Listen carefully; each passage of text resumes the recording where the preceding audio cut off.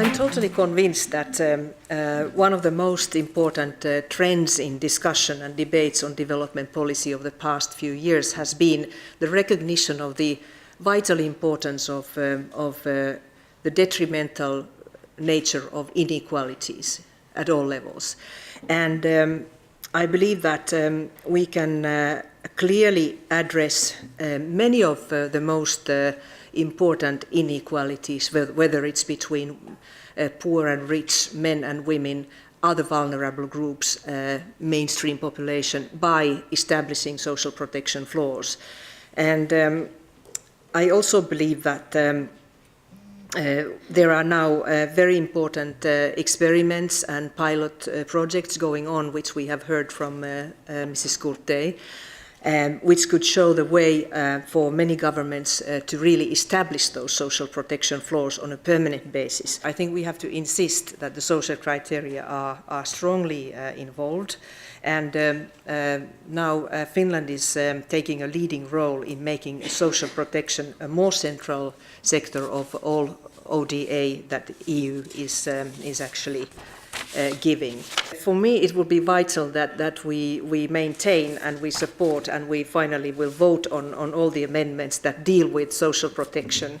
And there are many, if you look at them. So the political groups seem to be on the way to agree on a good quality report, which then will be a contribution to the EU Development Council conclusions in December.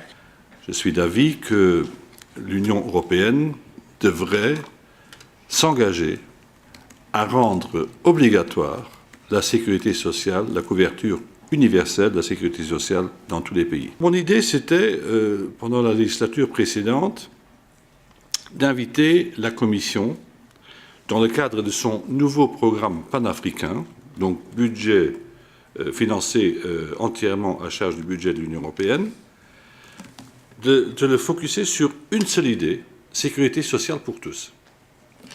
Mais quand vous avez des situations assez différentes, il faudrait différencier la contribution de l'Union européenne à la formation de la sécurité sociale dans ces pays.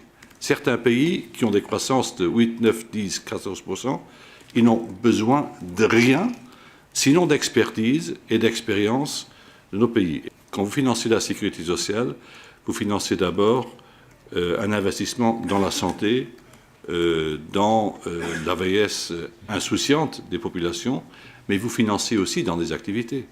Vous financez la formation d'actuaires, vous financez la formation de personnels qui sont responsables de la collecte et de la redistribution des moyens.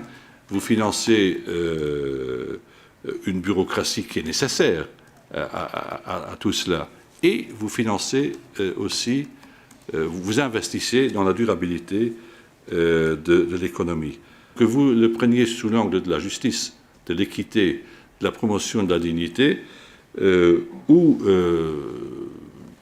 simplement sous l'angle économique et commercial, tout nous amène à nous engager pour promouvoir la couverture et l'accès à la couverture universelle de la sécurité sociale.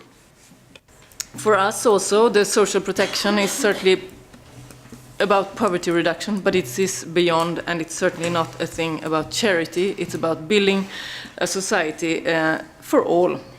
And I think it's really interesting to listen also how our Indian colleagues here were saying that despite progress in many areas in terms of development, etc., in macroeconomic terms, the insecurity levels are increasing.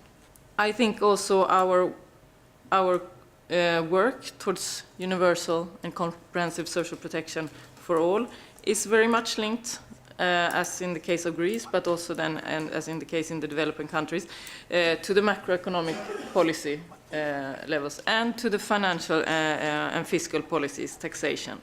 I think it will be very important in 2015, the message from the European Union, from the European Parliament, when it comes to the post-2015 agenda. But it will also be an important year for European Union, what kind of directions do we take here? Because we are not very credible if we completely abandon the idea of universal social protection and social justice in the European context, and we will not be able to protect it globally together either.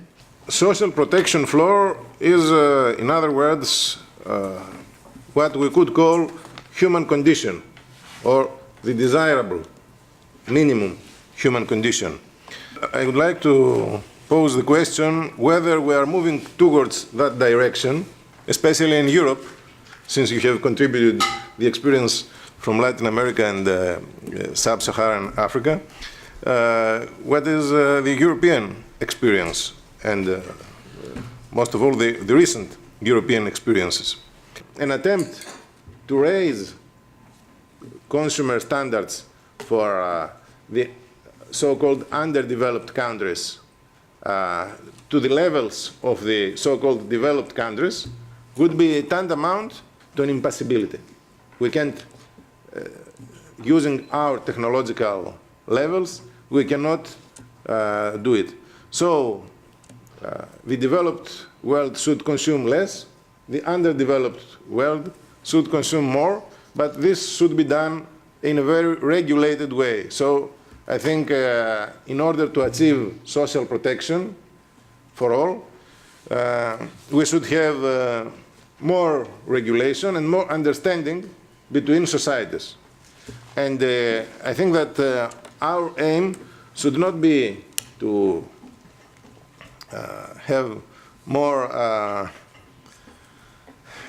emphasis on capital gains, on capital earnings, but to put an emphasis on labor as a human value and as a means of self-fulfillment for us humans.